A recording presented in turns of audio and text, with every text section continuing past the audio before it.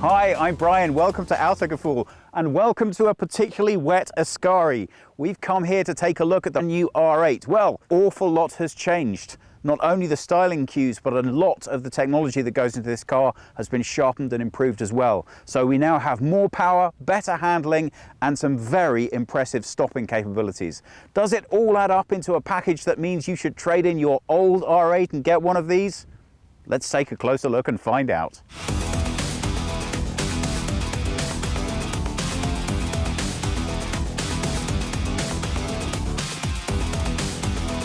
We've come in to take a little break from the rain so we can take a closer look at the R8 in detail. Now, the first thing that should be immediately apparent to you, even just taking a glance at this, is how much the aesthetic has changed. And that's very intentional. So why have they done that? Well, if you're a big fan of the R8 and you like the way it looks, you will have noticed that over the time since it was launched, it has started to feel a little bit more generic. And I think the key point to mention with Audi's R8 is that it is supposed to be above and beyond everything else, very distinctly an Audi. So a lot of these new design cues are designed to really make that clear.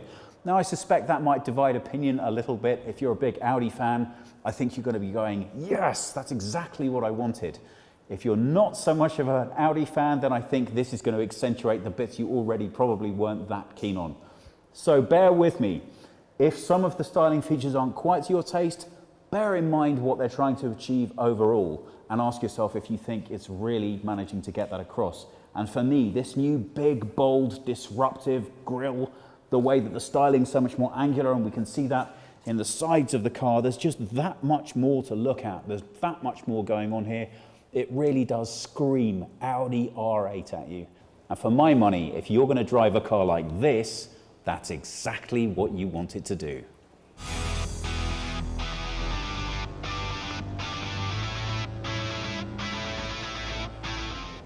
Now, if you're going to film inside a garage at a racetrack, you're going to expect that the floor is going to look a little bit used. Why do I mention that? Well, we'll come on to that in just a second. But for now, let's talk about getting into the R8. We have a very discreet door handle that's tucked right underneath here. Obviously, the reason for that is it doesn't interrupt either the aerodynamic flow of the car or also the visually compelling design line that really cuts across here. And it does make for a very satisfying experience when you open up that door. Sounds great. Now, okay, this isn't a new or unique thing, but I have to say I'm a little bit of a sucker for it. If you look on the floor just here, aha, that's why I mentioned it earlier, you can see that we have a light shining straight down that tells us exactly what it is that we're going to be driving. And I like that. It's particularly nicely reinforced by this lighting detail on the carbon fiber doorstep. So before you've even set foot in this car, you're really ready for the experience already. Let's take a closer look inside. If I can get Martin just to walk around with the camera, I'll open the door up for him.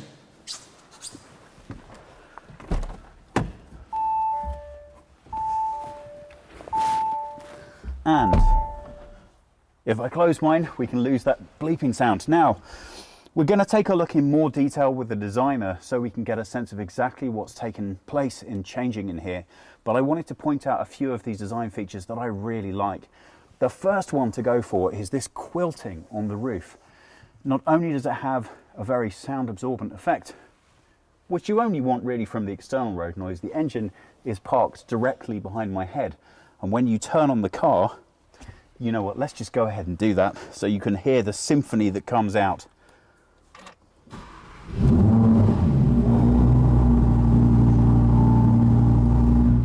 Yeah, you know I really don't need protecting from that noise. I'm going to want a little bit more of that.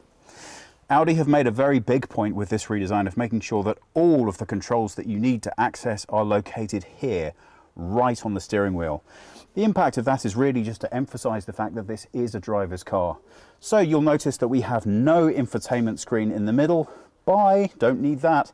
And all of this space is eaten up with the driver's experience. So if you are a passenger in this vehicle, well, you are definitely left with a bit of an impression that you are secondary to requirement. But you know what? That's exactly as it should be.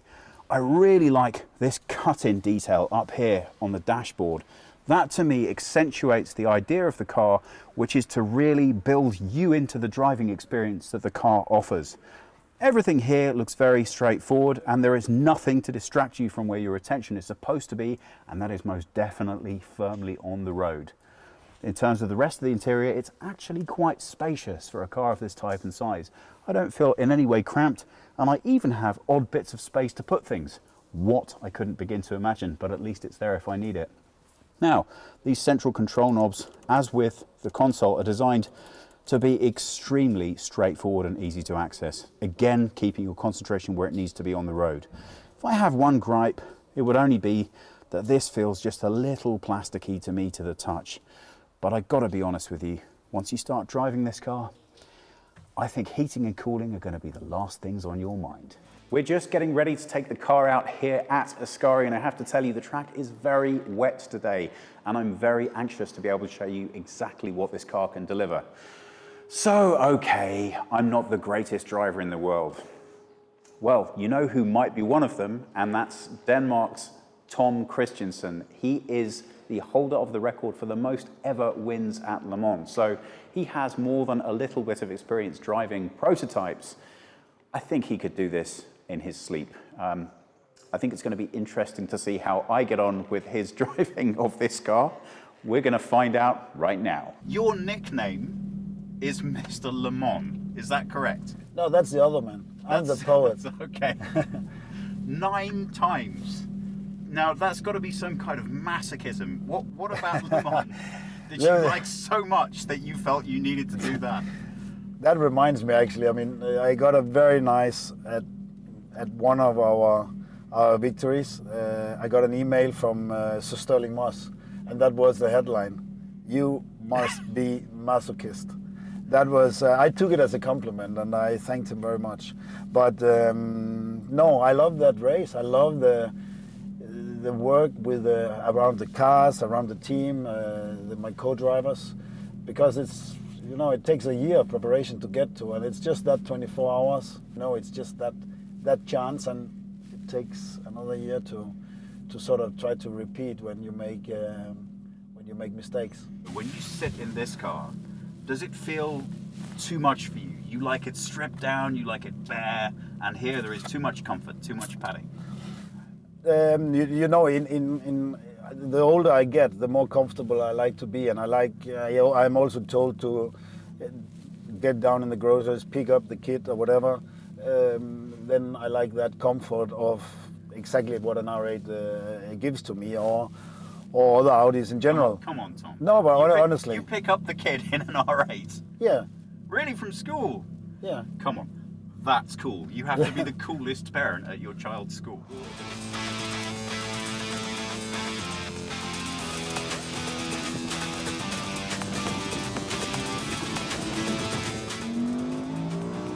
That sound is fantastic. Oh, that's great. Oh, there's a corner coming up here. We have cold tires, huh? The car is very good. First, from the steering, it's very direct. It's even more, I would say, it's more smooth in the way delivering. This is one of the trademarks from the R8, very direct steering. But you see, I go in and I feel the car through the steering very well. As you said, very low center of gravity in the car, in this sports car, which gives you a bit more speed through the entire corner. It's wet, it's damp at places, but you feel the rear coming slightly going into the corners. It's basically able to counter steer that little bit without really opening the steering anyway. You just feel it. And that, I don't know exactly the British word for gutmutig in German, but that it gives you a comfortable feedback, but it's still direct, dynamic, agile, all these words is just optimized that little bit like you do in a racing car. You're constantly playing with small parameters. And I think that's what is done in this facelift of the second generation, which was already very, very good. It's just optimized in detail in many ways, and particularly for the visibility. when you first look at the car, in all angles, you immediately spot, whoa, that's the new R8. Yeah. But you still see that's definitely the R8. That's easy to see. The engine, very lovely sound and lovely power, very good power deliverance on the throttle. And driving last night, driving the R8 LMS, the race car, it is the same engine. And that what you go racing with the whole season, winning races all around the world. That's what you get. That's exactly the same. And obviously, that's a big plus. Oh, yeah. It bites a little bit when you get into the wet stuff, but it's just because you hit the wet patches. Yeah.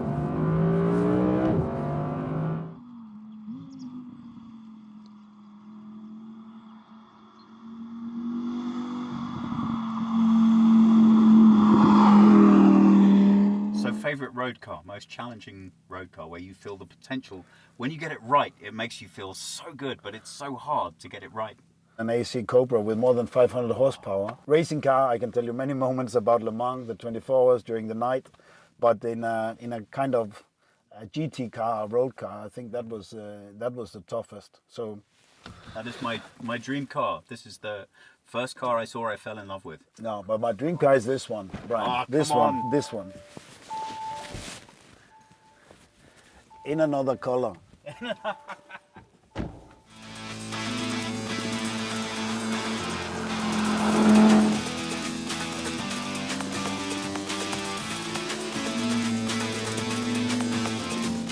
Well, Tom's left us now to get on with some more exciting things, leaving me alone with the R8 at Ascari. Now, the track is very wet, and although the tyres have been nicely warmed up, I am still noting as I'm driving around the many marks on the road where people have left the course. Hopefully not so much today. So I'm really not going to push this car too hard at all. Nothing to do with the car, everything to do with me. So I have just a little bit of time to tell you about the driving experience of the R8. Well, it's not going to come as much of a shock to you to learn that I'm not really going to push this anything like the way that Tom did. But I do want to get an experience of what the car can deliver in, let's say, light everyday use compared to Tom's driving style. Well, the first thing to note is quite how surprising the height and the driver's position of this car are. Ordinarily in a sports car, you feel very low and sunk deep within the body. With the R8, you have a much more standard or normal driving position. I have a good view over the road, and really, you wouldn't notice that you were in such a significant engine until you put your foot down. I've got a bit of straight coming up here. Let's just feel that. Well, first thing to note is just how nice that engine sounds when it kicks in. The sound balancing on this car is really good. As you would expect, the handling is also excellent.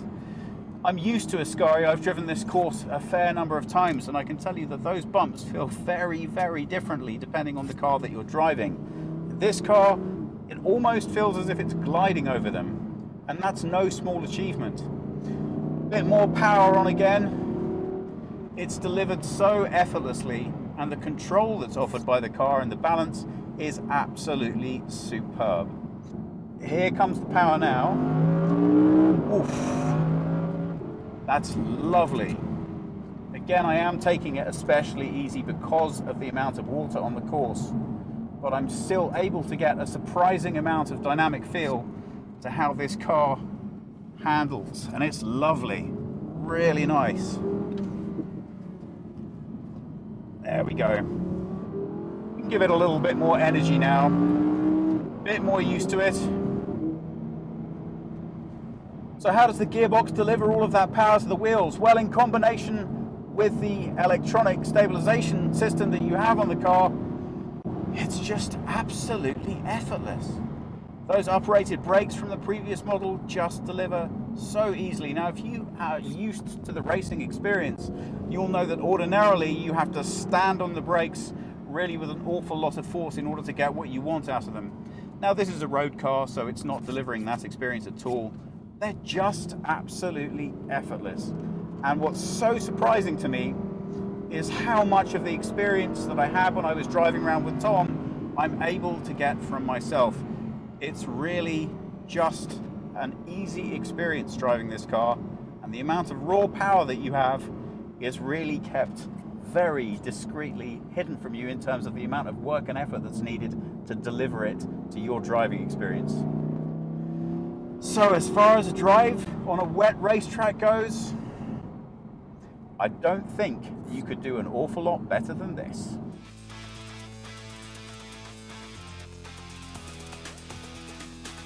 We've been joined by Damien Schockenhoff, who's the product manager for the R8, and Damien's going to take us through some of those changes that have happened with this latest version of the car. Now, Damien, an awful lot of work and effort has gone into making the R8 refreshed and new. Can you talk us through? The front grille has become wider, and we have those design elements, and they are parallel to the legendary Audi Sport Quattro. The front lights are optically wider and also flatter, and the blue LED that shows the laser sign is lighten up a little bit. I see these three intakes that we have here reflecting on that Quattro history, and maybe the only thing that we have in common between the R8 and the new A1 that we're going to be taking a look at as well. Now, I did want to mention, because here we have a very visually large black surface area, and I notice that a lot of these are closed intakes, but at the bottom, obviously, we have the open for the radiator access. And I wondered, was this done to be visually disruptive, so we still have this large black presence, but we've still optimized the airflow through the engine? Basically, the main target here for the grille is function. So we leave open what we need for the cooling, and we close what we don't need to have the best aerodynamic. It's a nice way of using these textures, though, because from a distance you really can't get a sense of which portions are open and which are shut. And whilst that might seem like a small detail, sometimes the radiator finish on sports cars can be less than optimal visually because, as you say, performance is key. And I like the way that the texture's been used here, so you really don't get any visual disruption of the design in order to achieve the performance. Yeah. And obviously we have that nicely echoed with the black rings up here. Yeah, the black rings are actually new for the new R8, and it comes optionally with black rings and black badges. Okay, so let's take a look around at the side and see what's happening around here. I think maybe one more detail, because it's actually my favorite detail about this car. It's here, the new shoulder. It looks really like a muscle, like a perfectly trained muscle, and makes the front look very masculine. And the line the new front spoiler draws is continued in the new rocker design and in the rear diffuser. And like this, it is a line, and it makes the car look like it's standing on a board. It gives it a real sense of continuity from the front right through the side and then to the rear of the vehicle. And it makes the car look closer to the street. Now, a quick word on the color choice. Here we have a Scary Blue. Yeah. And as I understand it, this is going to be a signature color that will be available in all of the top sports line right throughout Audi. Is that correct? No, it's an Audi Sport exclusive. It's an Audi Sport exclusive color. But for all of the Audi Sport?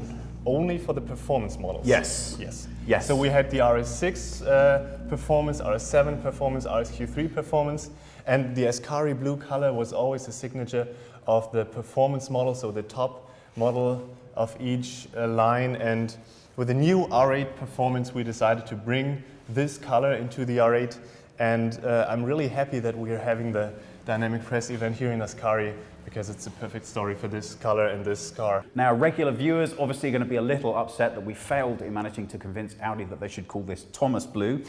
But nevertheless, we have a Scary Blue. It looks pretty great, and I think it's nice to tie in all of those top models together. We also have a couple of other new colors. The gray, the dynamic gray that we can get is also new, is it not? It is Kimura gray. Yeah. And it's actually one of my favorite colors, because when you're in the sun, you see lots of copper pearls in the paint. Beautiful effect. And with all of the available colors, do we still have this two-tone contrasting throughout to enhance, as you said, this kind of board effect with the car sitting on it? We still have that tone contrast as well. So we have the Optic package, I just described the line around the car, and with the side plate and the rear view mirrors, we have here the new color titanium matte, and this is also our performance color. And all the other models, and if the customer wants it, they can get it in black high gloss and in carbon fiber, of course. I was going to say, are we finally seeing an end to the carbon fiber era with sports car design? I don't think so. It's going to be around a while. Let's take a look around at the back and see what's changed there. Maybe let's have a look at the wheels first, because those are new 20-inch aluminum wheels, and this dynamic design is not feasible in a forged or in an alloy wheel, so it is milled. Wow. It is milled from a whole block. Wow, that sounds really cheap. And do they come as standard, or are these one of the many options? This is an option. This is an option. Standard are 19-inch forged wheels. Okay. And this 20-inch milled is an option. Well, it does look really pretty good. And come on, if you're going to spend the money on the R8 in the first place, you know, don't be mean. Come on, spend a couple of extra dollars. That's a pretty nice effect. So, coming round to the rear of the car, now the first thing that's really striking about this model in particular, because I don't think, again, this is standard, are these massive exhausts on the rear. Are they standard for all models or only for this one in particular? So the geometry is standard. We changed to oval exhaust pipes because the first R8 V10 had oval exhaust pipes, and all of our RS models have oval exhaust pipes. And I think it looks pretty amazing. It really does manage to accentuate the rear without being too overblown. The trouble with a lot of the larger round ones is they become the dominant feature that you look at on the back of the car. With the oval shape, you help flatten and widen that rear. So exactly. It really does look dynamic. And look at the air diffusers on the rear. It almost looks as if the car is floating slightly above the ground. And again, we have the mirroring with the honeycomb that we see so prominent in the front design of the car, right across the back as well. Now, I think it's worth mentioning sports cars are very much a specific and particular taste. So before you guys all go nuts and say, I'm not, the R8 design, it was so much better, or there's other cars I like differently, don't forget, one of the most important elements of design with a sports car is that it has to be individual and unique. It really has to deliver something that speaks to the concept of the car itself. So all of these design features are adding up to bring us a car that is uniquely and distinctly an R8. So okay, I get it. Some of you are going to say, come on, that's not the flowing lines I like, that's not the styling that I would prefer, but it is unique and particular to the R8. So when you look at this, you have to ask yourself, how do you feel this is added to the history and the car itself, as opposed to how does this sit within all cars that are designed to be sports vehicles? And what I like that I feel has been added to the design of the new version of R8 is that everything's been sharpened a little bit, which is interesting particularly to me because it also speaks to what's happened with the performance. But we'll come on to that a little bit later. So we have a very impressive rear to this car. In redesigning this, in looking at the back of the car again, was there something that you wanted to add that was different to what had gone before? I think the rear is always very special because this is what most people get to see of this car. So, and the one important and one interesting detail is also the mesh, because the right and the left air outtake is now connected, and this is another parallel to the LMS cars. And we have many parallels to our motorsport cars. The R8 was right from the start developed in parallel with the LMS cars, and today they share up to 50% for the GT3 and more than 60% with the GT4 race car. And I mean, it is basically motorsport for the street. Well, that's quite a big claim. We'll have to see on the track a little bit later how much of that can get delivered. Let's take a look inside and see what changes have been made there. Well, I think we all know that sports cars are not famous for their comfort once you get inside them, but the modern era is really very different. We know that 50 to 60% of this car's DNA lies in its racing stock. Well, clearly, we're going to need to have some extra components when it comes to the interior, because as much as we love racing, you're still going to want the people who own this car to feel comfortable driving around in it day to day. So talk us through what you've done with the interior of the car to lift it up with the exterior for the new version. So, as you can see, everything here is focused on the driver. Most people notice first there's no display in the middle because you don't need it. Everything you need is right here in your virtual cockpit, and all the controls are right on the steering wheel. You have the drive select, start and stop engine button, the performance mode, infotainment and radio button, so you don't need to take your hands off the steering wheel. You can always focus on the road, on the screen, and the design of this cockpit is also parallel to the motorsport. You can see when you close the door, the monoposto here and finishing here. And this is a parallel to our LMS motorsports cars as well. It's impressive how much of that design feel has managed to follow through from the racing stock into this car itself. Now, obviously, this is a lot more comfortable, but as you say, with the design lines, you really do get a feeling that you are right in the center of this car. Part of what's able to achieve that so specially is the way that the engine has been designed, and we're going to come on to talk about that in just a moment.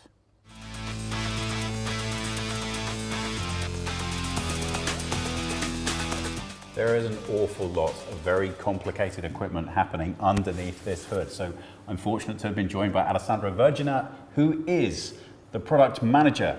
Technical project manager. Thank you. The technical project manager for the R8. And he knows everything there is to know about how this engine's put together, including where the button is located to get better access to it. Look at that. It works. So, a lot has happened since the last R8. Could you talk us through some of it? Yes. Our aim is to improve continuously the performance of the old car. And for sure, we are really, really proud of our V10 engines, our naturally aspirated engines.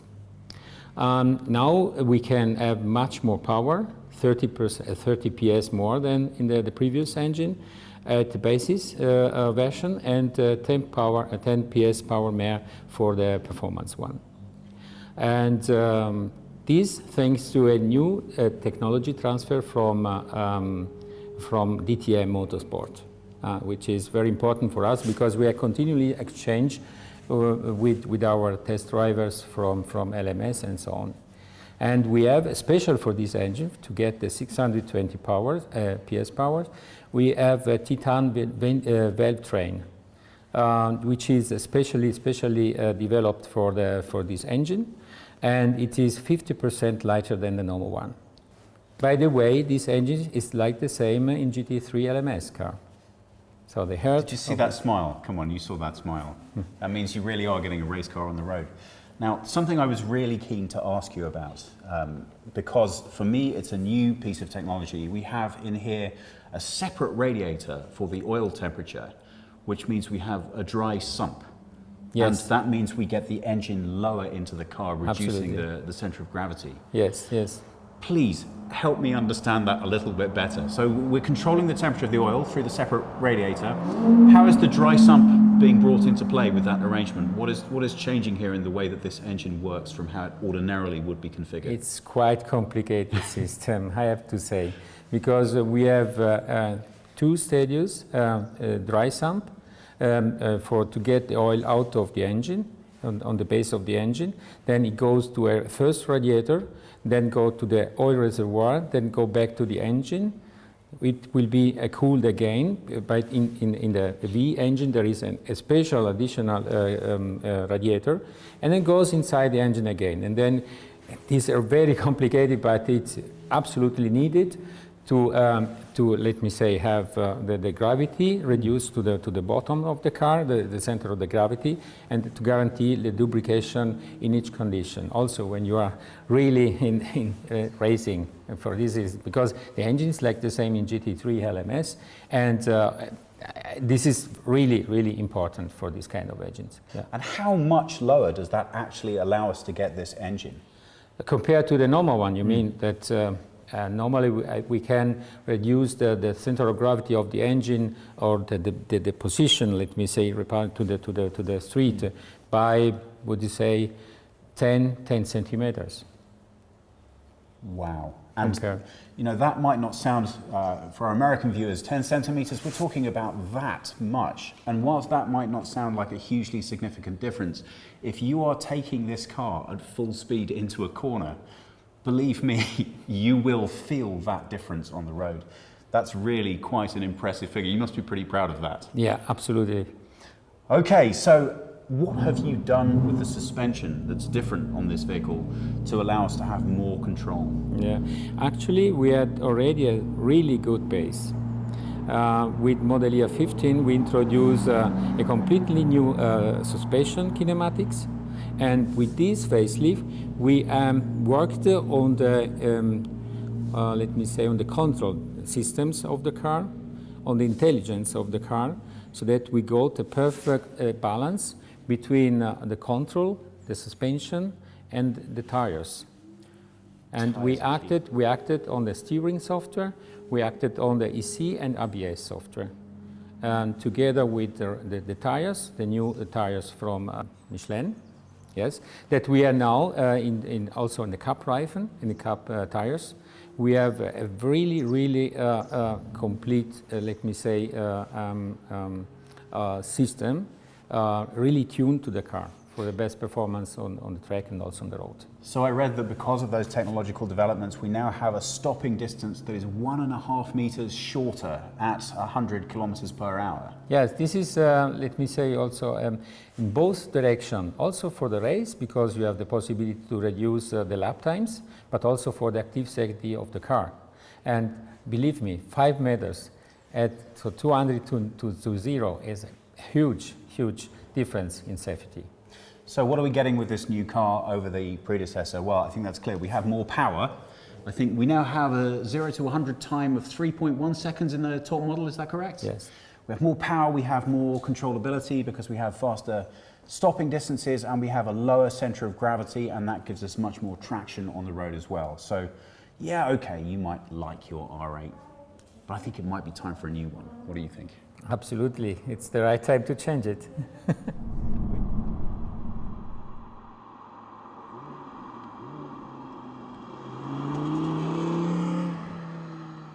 Well, that about does it from us here at Ascari.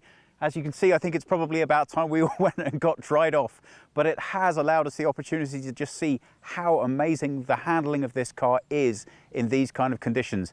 Maybe with a little bit of help from Tom.